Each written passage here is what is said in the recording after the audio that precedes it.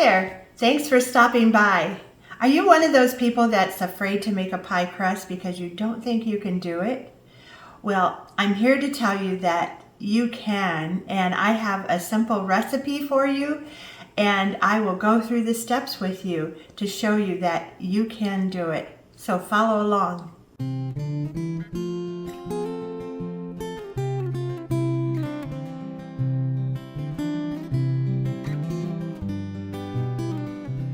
Okay, before we get started, I wanted to show you this towel that my niece made me.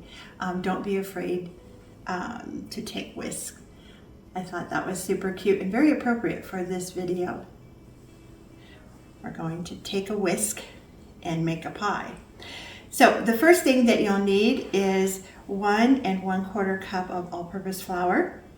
You will need 1 tablespoon of sugar, just a pinch of salt, 5 tablespoons of cold water, and a 1/2 cup or 1 stick of butter that is very cold also. So the object of the cold butter is to help make a nice flaky pie crust.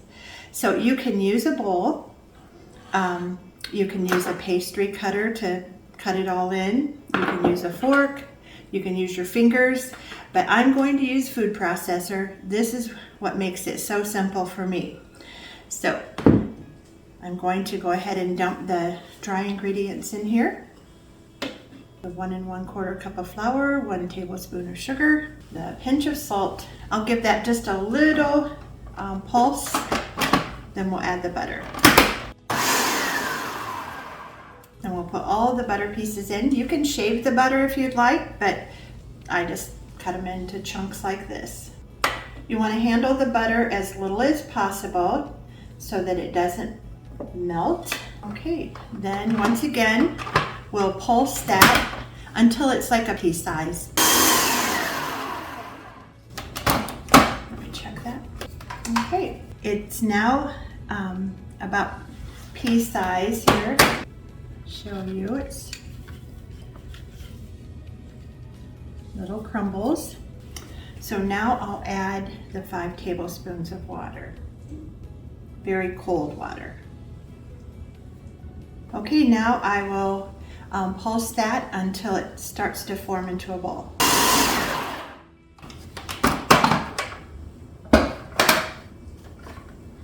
Okay, see that it's starting to form into a ball. I don't want to work it too much. I could just keep it going in here, but I don't want to. So now I'm going to take it out of here, wrap it in plastic, and put it in the fridge.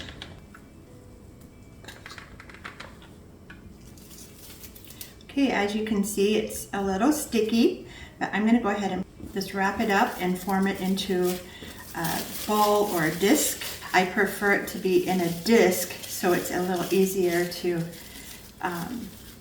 roll out. I don't know if you can see the little tiny specks of butter in there. That's a great thing. That means that we're going to have a nice flaky crust. So I'm going to pop this in the fridge for about 20 minutes and we'll come back. Okay, it has been more than 20 minutes, so I'm going to go ahead and roll out the dough. But first of all, before I roll, I'm going to flour my surface really well. You don't want to add a lot of flour into the mix or the dough. You just want to keep it from sticking to the surface. So, but before I put it down, I'm just going to kind of make it a little bit bigger with my hands here, trying not to warm it too much. And then I will also flour the rolling pin.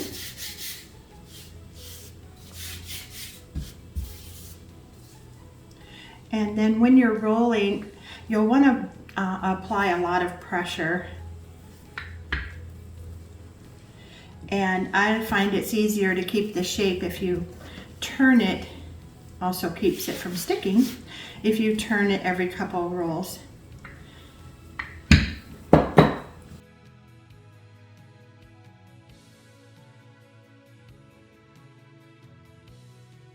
Okay, then you have to determine what size pie plate you're going to use.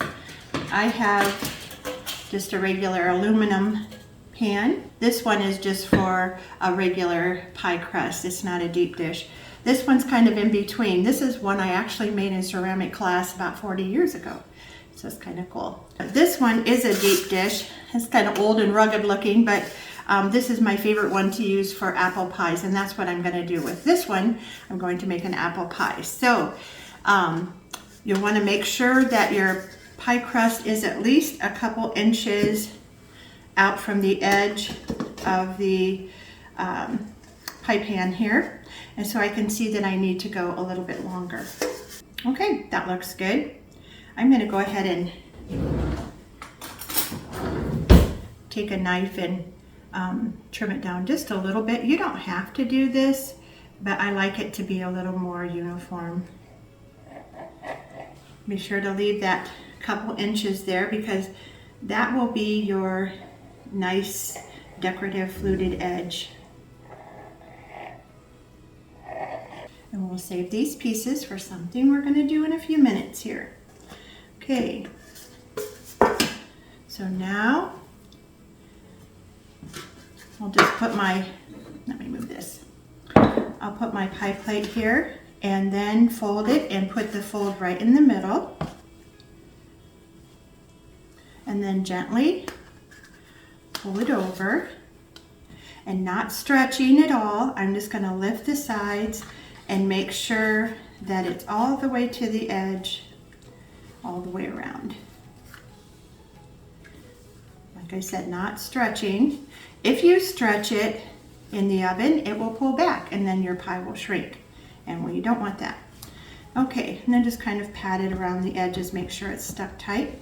And then what we'll do for the edges is we will tuck it under itself like this.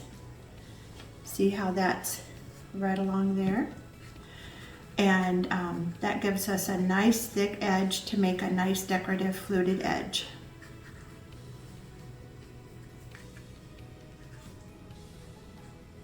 And here I don't have quite as much, so I'm just going to go ahead and add a little piece here. And that's the wonderful thing about dough like this. You'll never even know. If you end up with cracks or something in here, just like I did with the other, just kind of pinch them together. All right, and now you can use a fork to just kind of do an edge like this. Or you can do, this is the one I use most, is just a fluted edge like this. Okay, see how quick that was? But you can also, if you're doing a two-crusted pie, you just put your filling in. Like if I'm doing an apple or cherry pie, I would put my filling in, and then I make just another, I have another one here I'm going to do in a little bit. You would just make another crust, and then you put it over, and then you fold the two pieces together, and then that's when you would flute it together in order to seal the side. Okay, now I'm going to show you how you can have a little fun with your crust. So we have one completed crust, and we're going to put a braid around the edge. In order to make the braid, I just rolled out some of the excess dough and rolled it out, cut it. You can cut it with a knife or whatever. And it will be just like making a braid in your hair. Pinch the ends together. And then you're going to want to try to make it as tight as possible. Wait a minute. Here we go. It's been a while since I braided.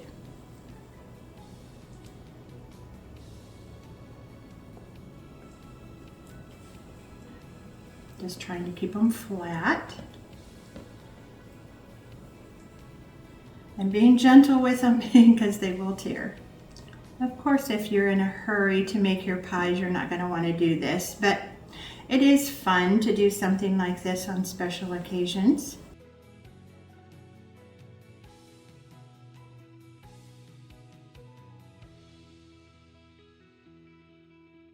Okay, then at the end, just pinch it. And then we'll see how far this goes. And we'll use an egg wash to put on the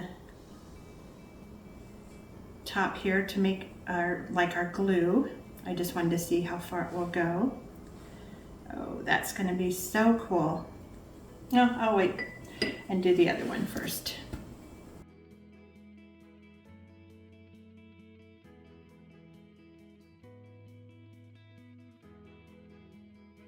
All right, now I will put an egg wash on here.